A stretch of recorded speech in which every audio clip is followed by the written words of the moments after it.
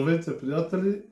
Аз съм Венелин Калинов от оръжен магазин град Козлодуй. Днес на вашето внимание искам да ви представя една добре позната вече за българския овец ловна нацевка. Става въпрос за Зауер Берета модел С56E, калибър 12 по 70. Едно доста добре запазено оръжие с минимални следи от употреба, които сега ще разгледаме подробно с вас. Оръжието с два спусъка, ежектори, тежи 3 кг и 200 г.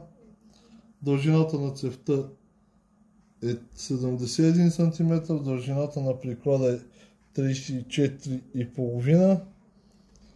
Оръжието има следи от употреба по дървения лак, както се вижда. Оксидацията е в перфектно състояние.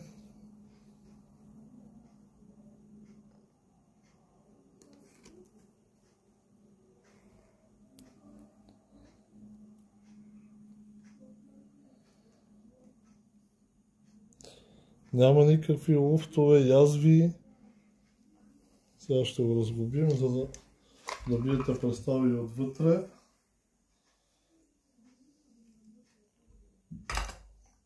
Стегнато оръжие. Ето състоянието на главата.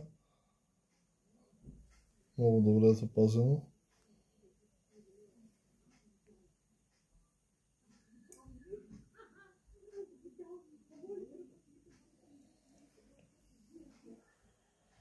Отвътре цевта е без абсолютно никакви язви.